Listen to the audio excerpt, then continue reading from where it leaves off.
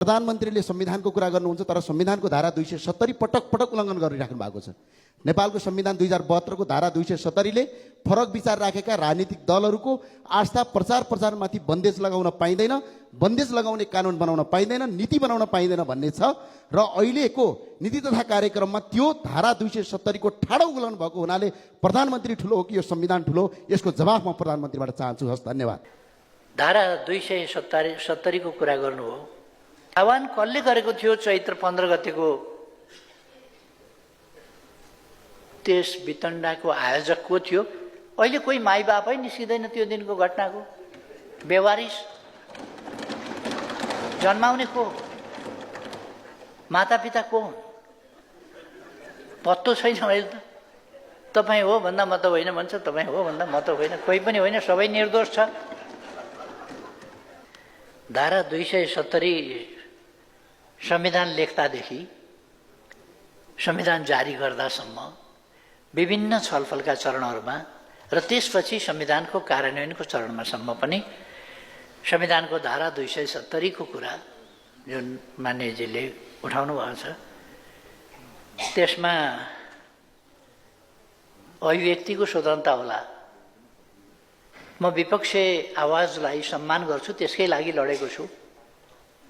म आफै विपक्षमा लामो समय बसेको हुँ, तर म विपक्षमा थिएँ सत्यको विपक्षमा होइन, अन्यायको, तानाशाहीको, अधिनायकवादको, एकदलीय एकाधिकारवादी प्रणालीको, बोल्न लेख्न नपाइने, प्रकाशन स्वतन्त्रता नपाइने, हिँड्न डुल्न नपाइने, रोजेको व्यवसाय पनि गर्न नपाइने राणा शासनबाट फुत्किएका थियौँ हामी नेपालीहरू।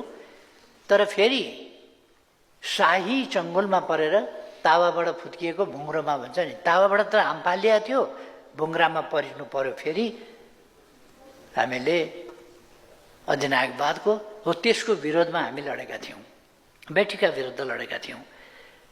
हो त्यस बेला चाहिँ संविधानको धारा 270 पनि थिएन र 70 भन्न पनि पाइँदैन थियो। झुटा मुद्दा लगाएर रिस उठेपछि थुन्थ्यो र मुद्दा सकियो भने त्यसै थुन्थ्यो। मै उदाहरण छु। झुटा मुद्दा लगाएर 10 वर्ष थुन्यो, मुद्दा सिद्धिएपछि अरू 4 वर्ष फ्रीमा थुन्यो। फ्रीमा मुद्दा छैन, केही छैन, यत्तिकै थुन्यो। यस्तो प्रणालीको विरुद्ध लड्नै पर्थ्यो, लडेको हो। त्यस्ता प्रणालीका नायकहरू, अधिनायकहरू फाल्नै पर्थ्यो, फालिएको हो।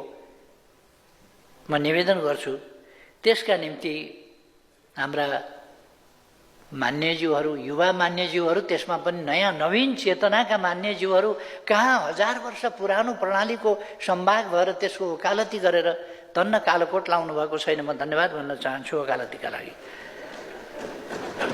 त्यसको कहाँ गरेर हिँड्नु भएको? तर धारा 270 ले अधिकार दिन्छ नै, अधिकार दिन्छ। तब त हामी यहाँ संसदमा छौँ।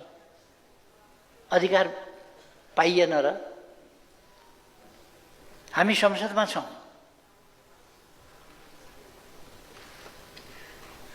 विचार व्यक्त गर्न पाइन्छ, थोत्रो पनि विचार व्यक्त गर्न पाइन्छ, विचार व्यक्त गर्न पाइन्छ जति थोत्रो भए पनि। तर त्यसका लागि म धेरै भन्न चाहन्न।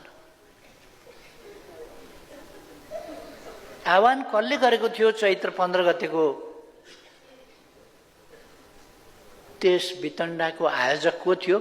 अहिले कोही माई बापै निस्किँदैन त्यो दिनको घटनाको। बेवारिस जन्माउने को? मातापिता को? पत्तो छैन। अहिले त तपाईँ हो भन्दा म त होइन भन्छ, तपाईँ हो भन्दा म त होइन, कोही पनि होइन, सबै निर्दोष छ। के ती घर आफै दशा लागेर जले?